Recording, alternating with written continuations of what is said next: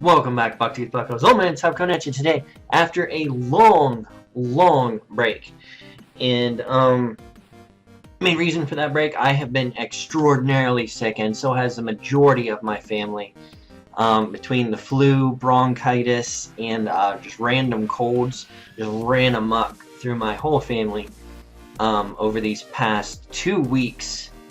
And I want to apologize for that. I didn't get to give a proper, hey, guess what? I'm in the PPL, Pokemon Premier League Division 2 video. And that's kind of going to be what this is. Slight update. And to let you guys know, I misspoke. Still clearing up a little bit of the phlegmy, mucusy stuff. In my first PPL match where I got slaughtered 5-0, spoilers if you haven't seen it, against Ruby Morrow, and he just whooped me from one end of the Pokemon Stadium to the other.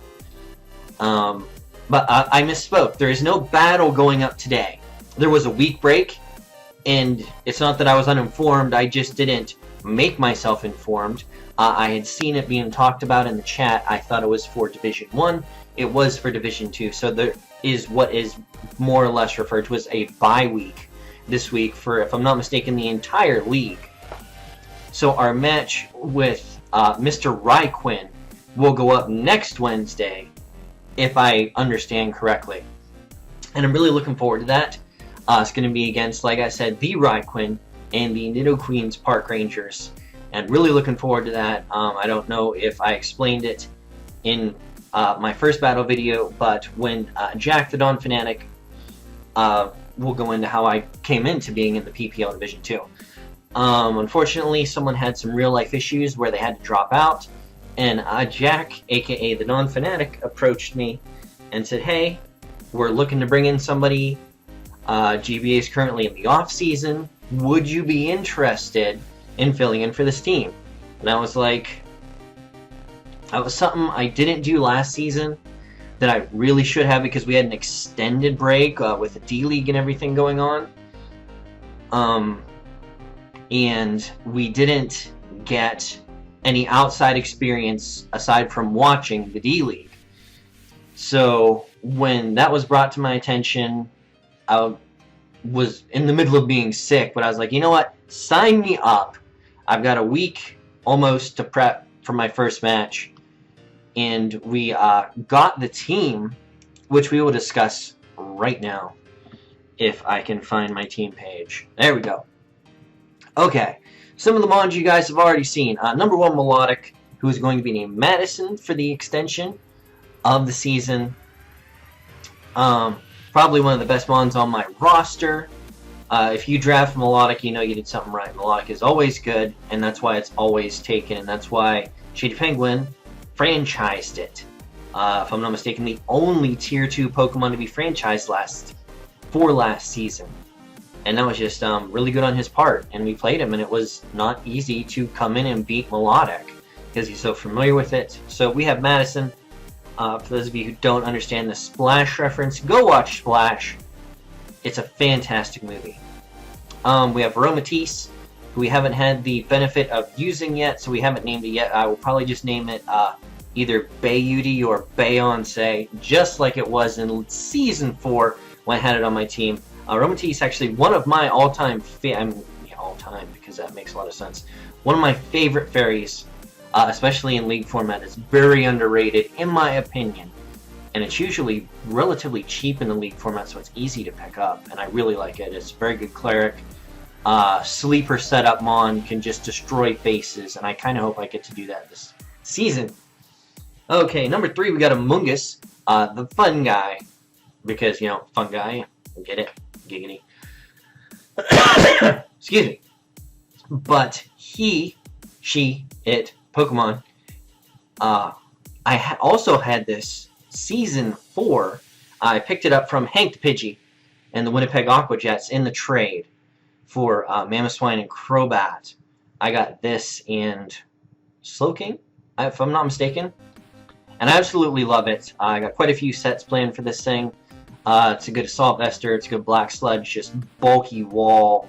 It's got Spore. I wish it had Leech Seed.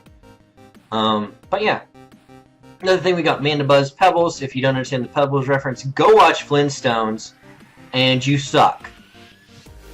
Aside from that, Mandibuzz, great defensive wall. Great defensive wall. We have 3 really good defensive walls on this team, not to mention Oromatisse.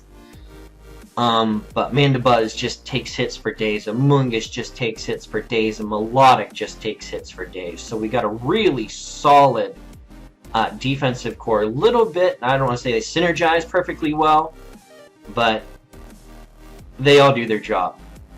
Oh, we have Metagross. Haven't used it as of yet. We only played one week, so we have only 6 Mons named so far. But yeah, Metagross. Really looking forward to getting some use out of this thing, because I love the crap out of it in 4th Gen. And even though it's greatly overshadowed by Mega Metagross now, and now that Knockoff does so much damage, it doesn't see as much daylight as it should. But really looking forward to getting some use out of this thing. And now a Mon that I have never, ever competitively used, and that's Megazard X. A lot of people told me I should have added this to my Season 5 draft as it was winding down. I had planned on taking Mega T-Tar, and that was what I ended up taking. But now we're going to get to see how good this Megazard X is. I'm personally a fan of Megazard Y, just because I have the most experience with it. I like its drought ability. But this Tough Claws and just bulky as crap Zard X, I'm really looking forward to get some use out of it and see if we can get some work put in. I'd really like to get a sweep with this thing, just to, stuff and things. Number 7, we got the premier sticky web setter, Galvantula, the electric tarantula. I haven't got to use it yet. Really look forward to use it for someone that doesn't have very many hazard removers, like Raiquin. If I'm not mistaken, his only hazard remover is Fortress, and I really don't think he's going to bring it against a team with Megazard X on it. I could be wrong, but I wouldn't expect to see that.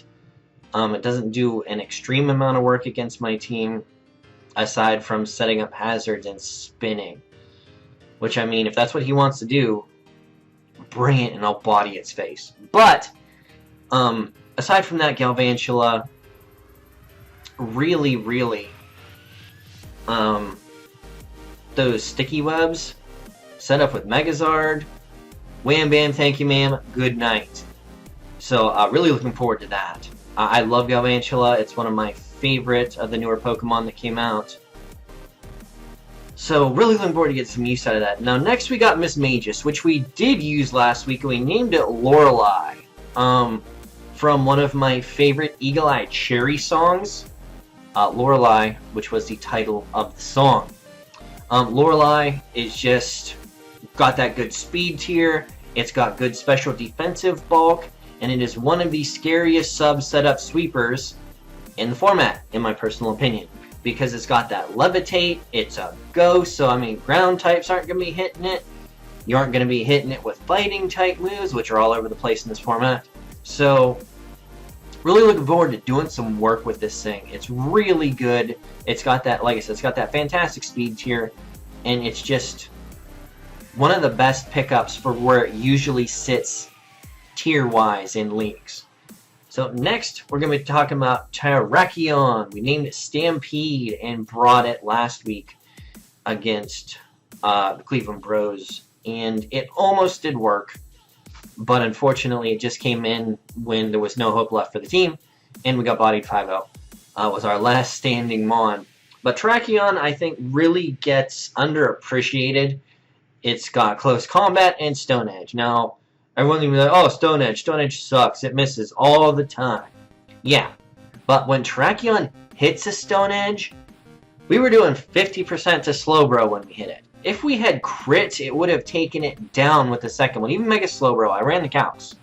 So, this Terrakion just does damage and doesn't care. So, really looking forward to getting some use out of this thing.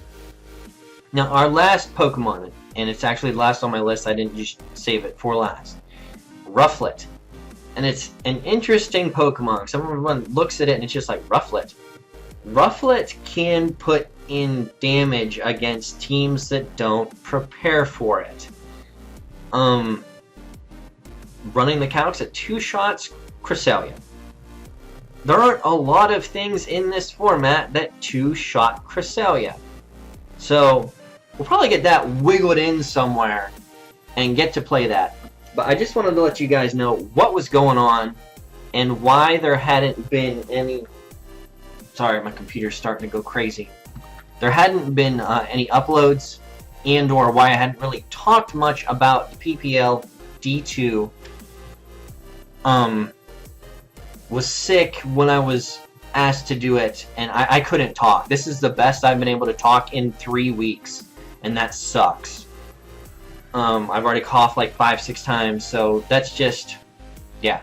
Another thing that has caused us to do is postpone the knockoff podcast, which we had one planned and set up to do. We had a guest lined up and everything to do like 3-4 days after the Pokemon Direct dropped with the Sun Moon information, and that is my fault that hasn't been put up because I just haven't been able to talk. So we're going to try and get that up soon, so please be patient with that. But alright guys, I've been rambling well over 10 minutes.